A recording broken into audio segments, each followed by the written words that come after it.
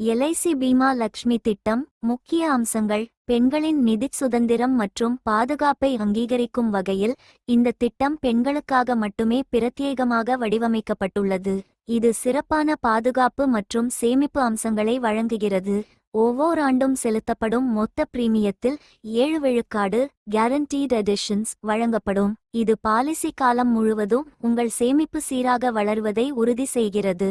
இந்த திட்டம் 3 விருப்பத் தேர்வுகளுடன் உத்தரவாதமான தொகையை வழங்குகிறது. இது குழந்தைகளின் பள்ளிக் கட்டணம் அல்லது பிற திட்டமிட்ட செலவுகளை சமாளிக்க உதவுகிறது. பாலிசி காலம் 25 ஆண்டுகள்.